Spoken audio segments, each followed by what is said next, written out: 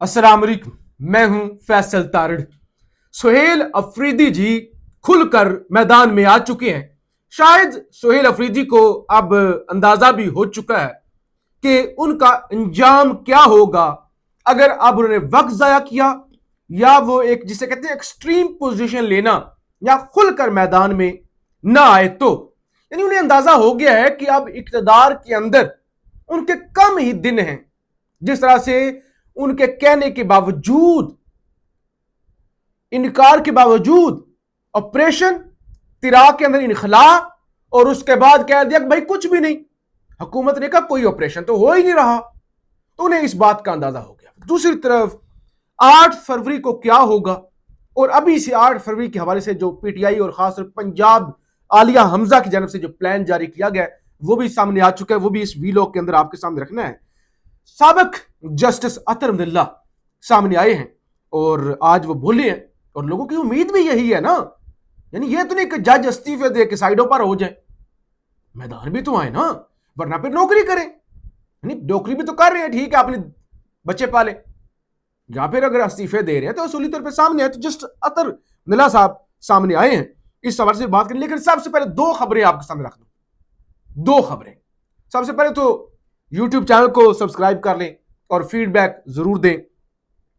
पहली खबर है गुल प्लाजा, ये जो कराची के अंदर अमवात की तादाद जनाब 73 हो गई है और 23 लाशों की शिनाख्त भी मुकम्मल हो गई है। इतना बड़ा आलमिया, किसी के कान पर जूं तक नहीं रेंगी, किसी को पता ही नहीं, भी परवाह ही नहीं। मुर्तजा वहाब साहब इस्लामाबाद बैठे हुए थे, लोग जल गए, मर गए। अच्छा, एक और इससे बड़ी खबर सुन लें। अल अरेबिया न्यूज, उसके अंदर एक आज खबर छपी है।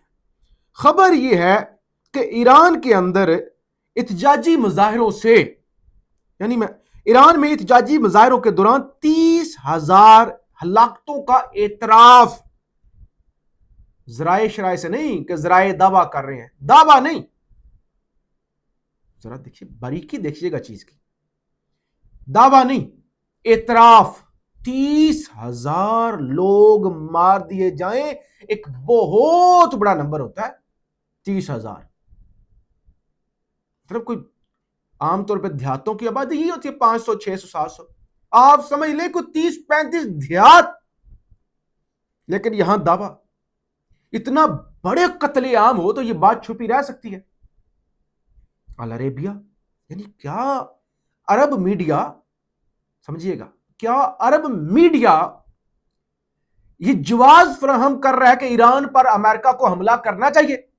अभी अभी अभी ट्रंप का एक बयान सामने आया है ना, ट्रंप ने कहा है कि मैंने मिसाइल और फोर्सेस अलर्ट कर दी हैं ईरान पर हमला करने के लिए। इधर अरब मीडिया कह रहा है कि भाई हलाक होने वालों की असल तादाद जो है वो तवील अरसे से राज बनी हुई थी। एहतजाज दिसंबर के आखिर में शुरू हुए, जो एक हफ्ता कबल दम तोड़ गए, लाशों के थैले खत्म। ईरानी वजारत सेहत के 2 आला हुकाम ने इंकशाफ किया है कि सिर्फ 8 और 9 जनवरी को ईरान की सड़कों पर मुमकिना तौर पर 30,000 अफराद जान सके। मुमकिना यानी कोई कंफर्म नंबर तो नहीं है, हो सकते लोग मरे होंगे, लेकिन वो कह रहे एतराफ। एक होता है कि दावा सच्चा भी हो सकता है, झूठा भी, लेकिन जब आप एतराफ कहते हो तो इसका मतलब है एग्जैक्ट नंबर है। तो वो कह रहे भाई 30,000, और वो कहते हैं कि थैले खत्म हो गए, एम्बुलेंसेस खत्म हो गई, ट्रकों के ऊपर लाशें डाल के फेंकी गई हैं, कहते हैं। और बहरहाल क्या कह सकते हैं जी, आलमी मीडिया जब इस तरह की प्रोपेगेंडा रिपोर्टिंग करना शुरू कर दे तो फिर कोई फर्क नहीं रह जाता। अच्छा, बहरहाल मैं जरा आपको आलिया हमजा की जानब से जो ऐलान किया गया, जो उन्होंने अपनी पार्टी को डायरेक्शन दी है, ये बड़ी अहम है, ये आपको बता दूं, फिर सुहेल अफरीदी और दीगर खबरें ज़ाहिर आपके सामने रखनी है। नंबर 1, तंजीमी सतह पर फौरी फाल हो जाए, ये उनकी जानब से कहा गया है।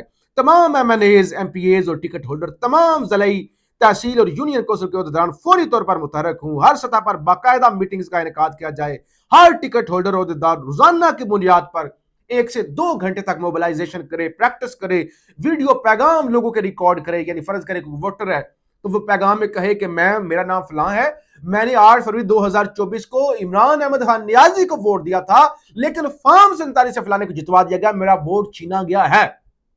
तो ये वीडियोस اور اس کے علاوہ تمام MPs MNAs اور سب اپنا اپنا پیغام جو فارم 45 کے ہیں وہ بھی دیں. چیمبر آف کامرس، وکلا تنظیمیں، ٹرانسپورٹر، رکشا یونین، ڈاکٹر ایسوسی ایشن، طلباء یونینز، کسان تنظیمیں، سب کو یونائٹ کیا جائے اور بھرپور طریقے سے کیمپین چلائی جائے. اور ساتھ ہی کہہ دیا گیا کہ اب 8 فروری تک ادھر ادھر کی باتوں میں، آپس کی لڑائیوں میں مت پڑے اور اس پر جو 8 فروری کی کال ہے اس پر مکمل طور پہ فوکس کریں. ایک تو یہ چیز ہو گئی.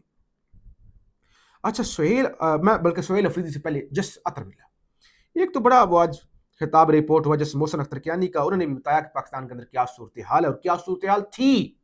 کہتے ہیں نواب اکبر بگٹی کے کاغذات نامزدگی ریٹرننگ افیسر نے خارج کیے تو درخواست اس وقت کے بلوچستان ہائی کورٹ کے سینئر ترین جج جس عبد القدیر چودھری کے پاس آئی. انہوں نے اپیل یعنی فیصلہ کر دیا بگٹی صاحب کے حق میں اور اس کے بعد انہیں سندھ ٹرانسفر کر دیا گیا. یعنی کہتے ہیں کہ یہ آج کی کہانی نہیں ہے. اچھا جسٹس اطہر ملا جسٹس ریٹائر کہتے ہیں پاکستان ایک جمہوری ملک ہے جس کا ایک آئین ہے. یہ آئین بنیادی انسانی حقوق کی ضمانت دیتا ہے. یہ فری اینڈ فیئر الیکشن کی ضمانت دیتا ہے اور یہ آئین کہتا ہے کہ ملک کو عوام کی مرضی اور منشا سے چلایا جائے. لیکن یہ صرف کاغذوں کی حد تک حقیقت کیا ہے وہ ہم سب کو معلوم ہے. کیونکہ ویسے تو ہم کہتے ہیں نا کہ آئین ہے، جمہوریت ہے، اصول ہیں، ادارے ہیں، لیکن حقیقت کیا ہے سب کو پتہ ہے. کہتے ہیں کل 2 نوجوان وکلا کے ساتھ جو ہوا انہیں دہشت گرد قرار دے دیا گیا. 70 سالہ ڈاکٹر یاسمین راشد کا 2 سال سے جیل میں ہونا یہ صرف اس لیے کہ وہ اپنے ضمیر کی قیدی ہیں. یہ سب تشدد کو معمول بنانے کی مثالیں ہیں. انہوں نے کہا یہ جو کچھ ہو رہا ہے، ایمان مزاری انہوں نے ذکر کیا، ہادی رچرڈ ٹھاکر نے کہا یہ تو اب اس کے بعد پھر کیا ہے، تباہی ہے. بہرحال جس اطہر ملا صاحب کم از کم اس پر بولے.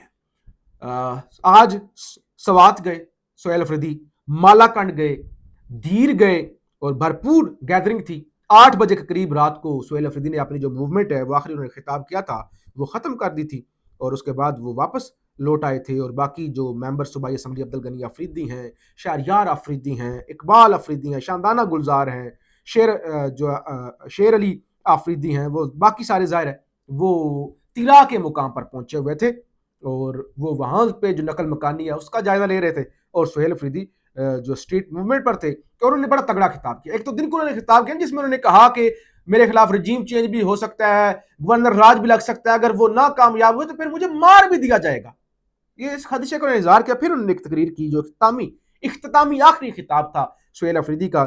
وزیر اعلیٰ نے شاندار استقبال پر کارکنان کا شکریہ ادا کرتے ہوئے کہا کہ پختونوں کے جوش و خروش نے آج کئی لوگوں کی نیندیں حرام کر دی ہوں گی. یہ جذبہ اس بات کا واضح ثبوت ہے کہ قوم بیدار، متحد اور اپنے حق کے لیے کھڑی ہے.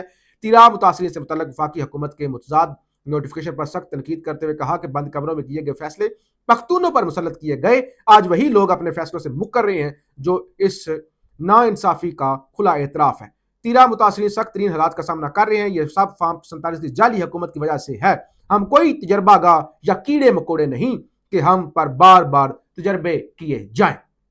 وہ کسی بھی حربے سے ڈرنے والے نہیں کیونکہ زندگی، موت، عزت، ذلت سب اللہ تعالیٰ کے ہاتھ میں ہے. مخالفین اگر پوری دنیا کی دولت بھی اکٹھی کر لیں تو بھی وہ ان کی قیمت نہیں لگا سکتے. عمران خان سے اپنی وابستگی کا اعادہ کرتے ہوئے کہا کہ وہ عمران خان کے سپاہی ہیں اور کسی خوف کا شکار نہیں ہیں. پاکستان کا جو ہے مالاکنڈ ریجن نے آج ثابت کر دیا کہ پورے پاکستان کا نوجوان عشق عمران میں ہر قربانی دینے کے لیے تیار ہے. تو سہیل افریدی بڑے کلیئر ہیں، بڑے واضح ہیں اور کہ آپریشن کے حوالے سے، تحریک کے حوالے سے، خان کے ساتھ وفاداری کے حوالے سے، اور اگر وہ اسی کام پہ چلتے رہتے ہیں تو اپنی انجام کے حوالے سے، تو ساری چیزوں کا انہیں بڑا واضح جو ہے وہ اندازہ ہے. بہرحال نظام طاقتور سے طاقتور اور آئے روز جو کر رہا ہے. اب 8 فروری پی ٹی آئی کے لیے، تاریخ تحفظ آئین پاکستان کے لیے ایک ٹف ٹائم ہوگا. ادروائز اگر بڑی پلاننگ سے یہ پی ٹی آئی کرتی تو ایک مذہبی جماعت جس کے وہ رہنما کے حوالے سے خبر آئی کہ ان کی ڈیرہ غازی خان سے، ڈیرہ اسماعیل خان سے گرفتاری ہو گئی ہے، ان کو بھی پھینٹا لگا. مولانا فضل الرحمان وہ بھی دعوے کرتے ہیں کہ فلانا ایجنٹ ہم فلانے کے حقوق کے لیے کھڑے ہیں، ہم اسلامی جماعت ہیں. اور تحریک تحفظ آئین پاکستان، پی ٹی آئی صاحب اگر مل کے یعنی اپنے حقوق کے لیے کھڑے ہوں تو ایک بہت بڑا ٹف ٹائم دے سکتے ہیں. اور 8 فروری کو آپ دیکھنا ہوگا کہ چیزیں کتنی ہوتی ہیں. اگر 8 فروری کامیاب ہو گیا جیسے 8 فروری 2024 ہوا تھا تو پھر یہ ایک بڑا سیٹ بیک ہوگا اس موجودہ رجیم کے لیے۔ پاکستان زندہ باد۔